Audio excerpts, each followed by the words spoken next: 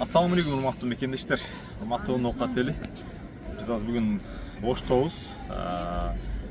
Мен учурда ушул жерде илим алып атам. Батыралы Сыдыков атындагы Кыргыз-Өзбек эл аралык университети. Быйыл 2-курс. Сессия бүттү, экзамендер бүттү. Практикага чыктык.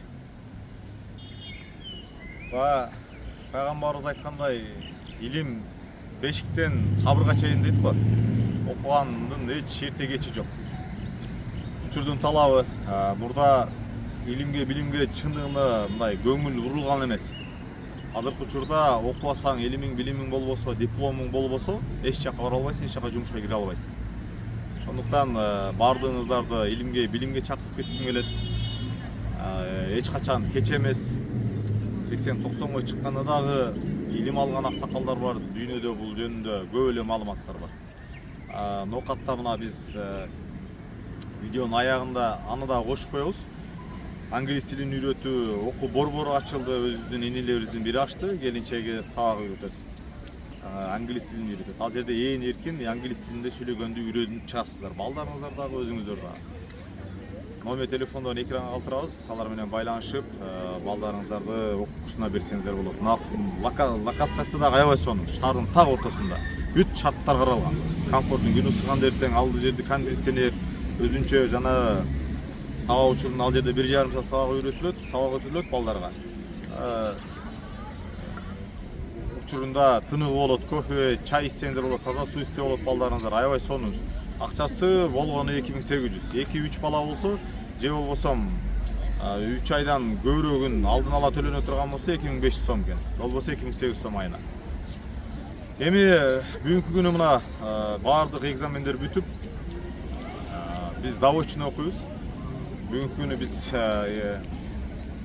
практикага чыгып кетип атабыз. Ошондон улам ушул жерде, мен окуган университетте жакын эле жерде, биз буга чейин ошол өзүнүн кыргыз ата аялынын көтөрмө аялынан биздин бир жалгыз бой эжекебиз бар. Биринчи группанын инвалиди, өзү бир уул бир кызын тарбия алып атат. Бүгүнкү күнү көчөдө бадырак сатып алып турат. Ушул эле жерде, универге жакын эле жерде, жолдун боюнда. Буга чейин эжекени чагылдырганбыз. Биз ар бир коомчулук алып чыккан нерсенин аягы кандай болуп атат, ал жөнүндө дагы кимдин пайдасына чечилди, результат кандай болду чагылдырып келатабыз. Ошондон улам бүгүн атайын практикага чыгып атып, ошол эжекеден дагы бир ал-акыбалын сураганча, кандай коомдон кандай жардам болду, эжеке бир элге кандай ыраазыбы, өзүнүн ушул суроолорго жооп берип, жалпы канча акча чогулду, коомчулукка ошол эжеке жөнүндө дагы кичине маалымат таркатып койсок деп азыр талант экөөбүз эжекени көздөй басабыз. Калганын эми эжеке менен маектешип, эжекеден ал-акыбал сурап, кандай болду, канча акча чогулду, квартирага жеттиби, же качан квартира алабыз, эмне болот, эжекеге суроо берип, суроолордун жообун биргеликте алабыз. Жолдун эле боюнда ушул эле жерде жашайт эжеке. Андан эмес кеттик.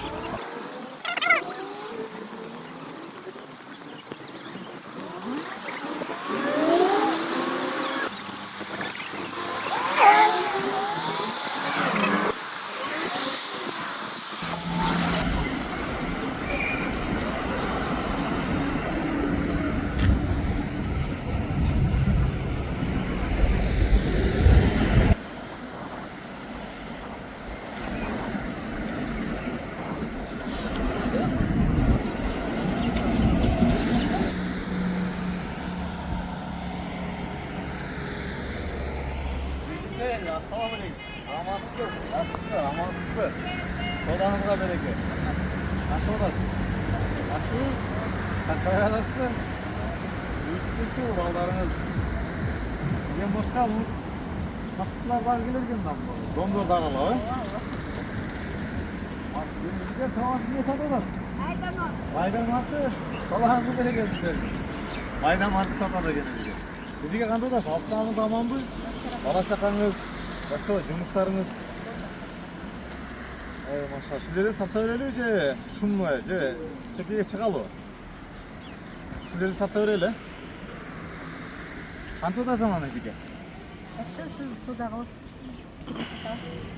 Жакшы, ден соолугуңуз. Биз эми көрүп атсаңыз керек. Сизден башка дагы көп жардам муктаждарды коомчулукка алып чыгып атабыз. Эми биз болгону Сиздерге окшогон жардам муктаждар менен элдин ортосунда көпүрө эле инсанбыздар. Биз коомчулук алып чыгабыз, анан коомчулук жардам берет. Анан коомчулук эми биз чагылдырган нерселерден мындай бир результат болдубу,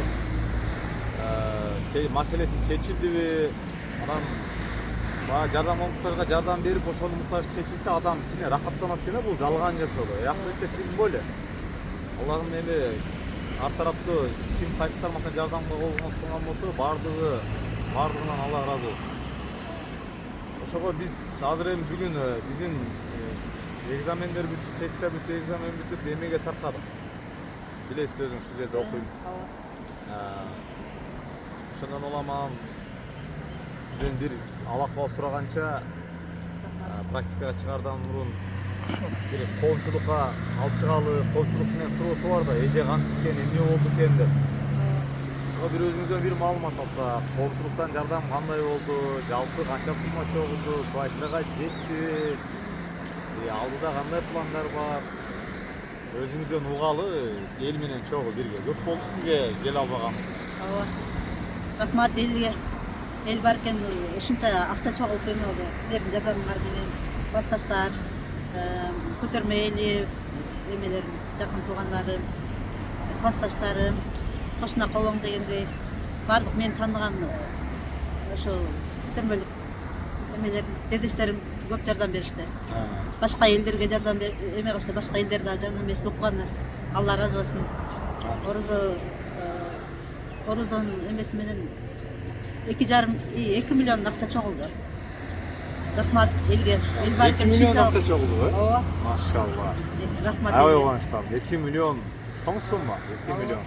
Алла ыраазы болсун баардыгынан. Сизди тааныган коло кошулган ушул жердегилер деле жалпы кыргыз эли жардам берди дем. Жалпы элдин жардам колу сунганы 2 миллион болуп турду, э? Ооба. Терең ыраазычылык, урматтуу мекендештер. Аллах ыраазы болсун.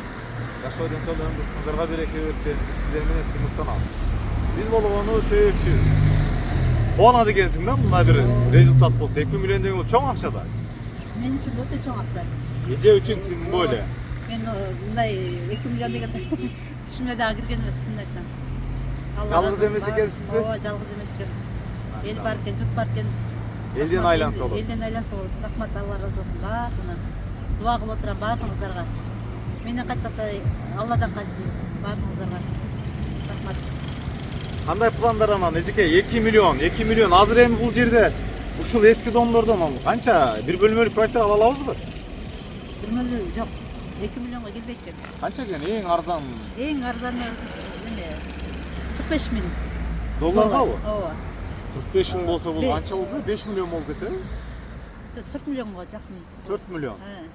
Ремонтсуз эмелер. Эң арзан квартира Ошто 4 миллион болуп ошондо, э? Анда жарым аранча болуп турбайбы анда, э? Машалла. А жаңы домдордо канча анда?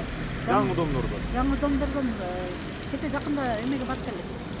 Госипотекага барып сүйлөшүп келдик. Эме дейт.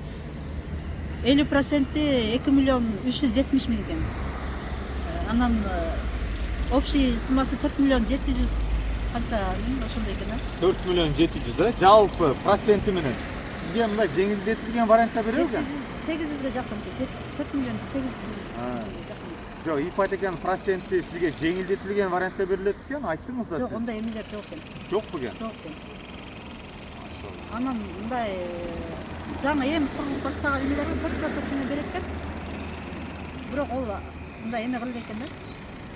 Үй салынып элек. Ишеним жок, коркунуч бар. Ишенич эле просто салынып баштайлы экен да. Эми салынып баштай электерге биз эл коркуп калдык да. Активисттер элди какшатып кетпеди көбү. Азыр сиз айтып аткан ошол 4 миллион 700-800гө бара турганы. Алар уже даяр бүткөн, кирсе боло турган. Майдын аягы.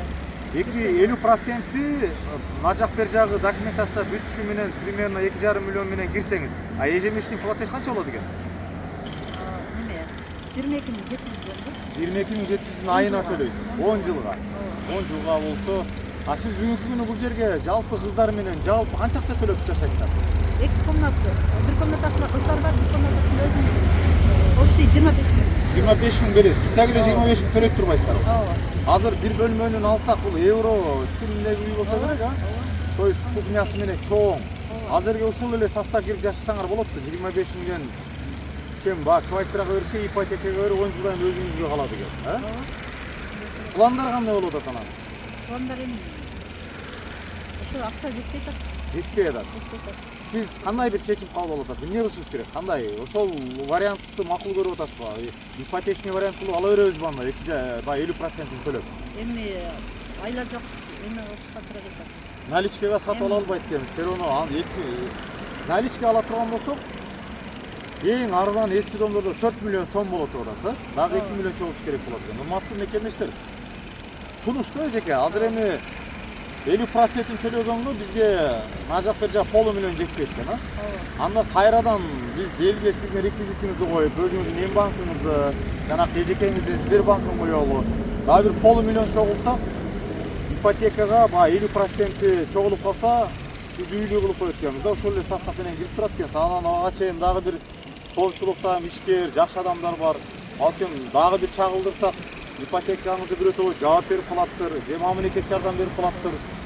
Анда биз коомчулукка кайра кайрылып, жардам сурап, реквизитиңизди коюп берели анда. Элчиликте элдин арасында бул кабарды укпагандар бар, бербей калгандар бар. Биз сбор кылган маалда кабар жетпей калды, же тыйыны жок болуп калды.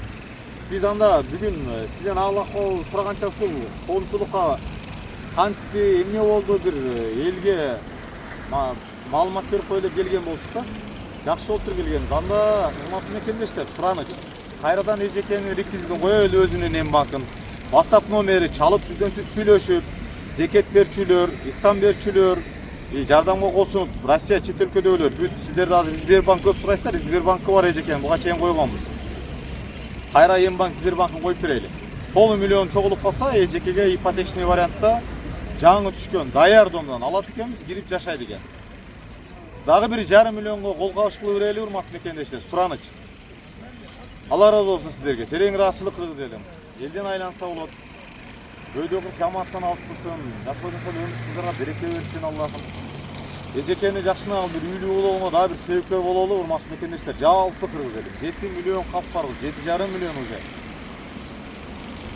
Лайк бассаңыздар көбүрөөк эженин баягы YouTube'дан просмотр көбүрөөк болот. Канчалык просмотр көп болсо, например, мен лайк басып, мен колумдан акчалай жардам бере албайм, лайк басып койсом, YouTube'дун эми талабы экен учурду. Канчалык лайк көп болсо, жана лентанын башынан коет, YouTube'га кирсең эле эженин видеосу чыгат. Ошондо көпчүлүк көргөнгө шарт түзүлөт экен.